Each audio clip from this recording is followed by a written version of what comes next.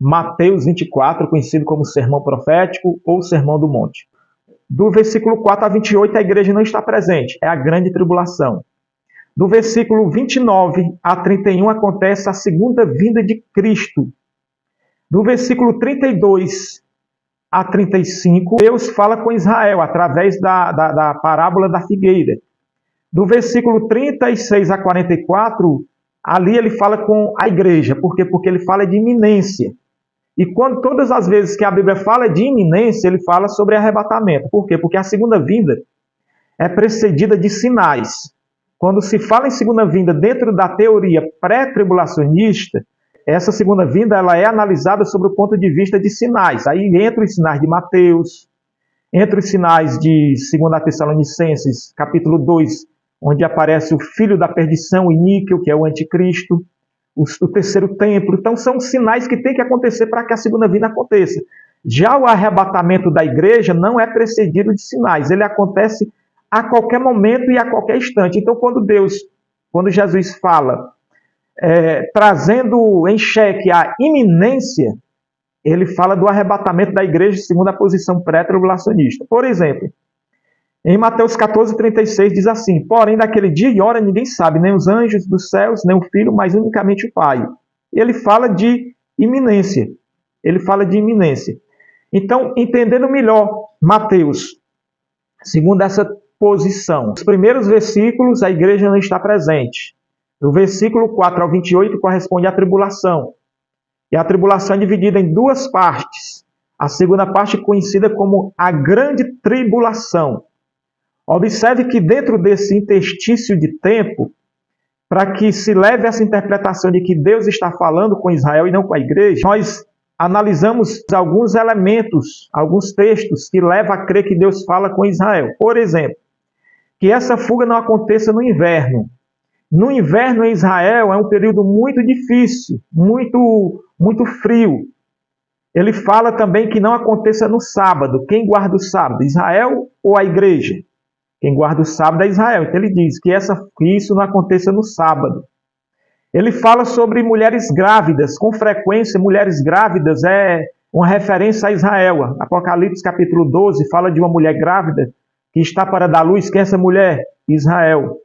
Isaías 26, 17, Israel é comparado a mulher grávida também. Então são vários elementos que nos levam a crer que Deus está falando com Israel e não com a igreja. Por isso que a igreja não está nos primeiros versículos de Mateus 24. No capítulo 24 e versículo 28 até o 31, corresponde à segunda vinda de Cristo dentro do final da grande tribulação. Versículo 29, melhor dizendo, e versículo 31. Acontece a segunda volta de Cristo propriamente dito.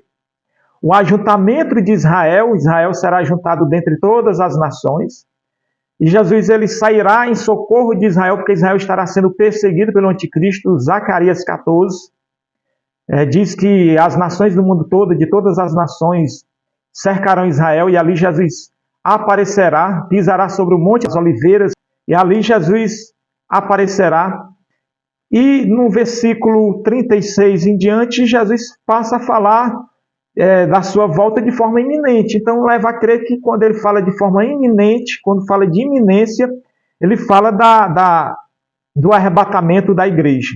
Por quê? Porque o arrebatamento da igreja ele é iminente, ele pode acontecer a qualquer momento. Ele fala também dos sinais que procedem. Ele fala sobre, no caso, falando de iminência, ele cita Noé como um caso que aconteceu de forma iminente.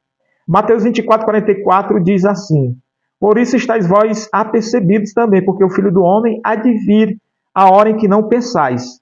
Observe como ele fala de eminência, e depois ele fala também da parábola do servo bom e fiel. Ele fala da parábola das 10 virgens, que se aplica a Israel, mas também à igreja. Ele fala também no versículo 31 a 36 do juízo das nações, já não é mais a igreja, aí já é a segunda vinda de Cristo. Acontece a segunda vinda de Cristo, acontece o juízo das nações. Também vemos isso em Joel, capítulo 3 e versículo de número 2. Então esse é o entendimento do sermão profético, do sermão de Mateus 24. de forma organizada, segundo a posição pré-tribulacionista. Então, dentro da organização pré-tribulacionista, do versículo 4 ao 28, a igreja não está presente, é o período tribulacional. Do versículo 29 a 31 acontece a segunda vinda. E em diante, Jesus fala sobre a parábola da figueira em Israel. Do versículo 36 a 34, ele fala de parábolas de iminência. Aí ele trata do arrebatamento da igreja. Essa é a posição pré-tribulacionista. Então, Mateus ele não está em ordem cronológica dentro dessa posição. E qual a minha posição? A minha posição é que a igreja não está em Mateus 24 durante todo o período da grande tribulação, porque do 4 até o 28, 29 ali acontece a grande tribulação. Do versículo 29 a 31 acontece a segunda vinda. E depois a parábola da figueira, que representa ali a Israel, indiscutivelmente. E depois da parábola da figueira, Jesus volta a falar com a igreja. E ali ele fala de iminência, de preparação, de algo inesperado. 1 Coríntios 15, 52 e 53, ele fala do arrebatamento como num abrir e fechar de olhos, iminência. Então essa é a minha posição. Dentro do período tribulacional, a igreja não está presente. Há um paralelismo de Mateus com Apocalipse. Apocalipse, a grande tribulação começa a partir do capítulo 6. E o cavaleiro, quando os selos são abertos, o primeiro selo, o cavaleiro branco, aquele cavaleiro representa o anticristo. E Jesus, no comecinho de Mateus, ele fala sobre anticristos. Depois, o cavaleiro vermelho representa ali guerras.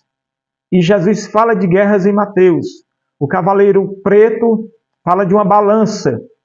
E a balança fala de fome. Mateus, o comecinho, fala de fome. O cavaleiro amarelo fala de morte. E lá em Mateus, no comecinho, ali nos primeiros versículos, 4, 5, 6, 7, 8, 9, também fala de fome, fala de terremotos, fala de pestes, de epidemias, tudo isso tem a ver com morte. Então há um paralelismo entre Mateus e o livro de Apocalipse. Essa é a minha posição. A igreja não está ali no começo. Acontece a segunda vinda no verso 31, e a igreja volta a ser abordada no versículo 36 em diante, onde Jesus ele fala de iminência. Tá certo? Então essa é a minha posição. Que Deus abençoe, se inscreva no nosso canal, deixe o seu like e compartilhe esse vídeo. Deus abençoe.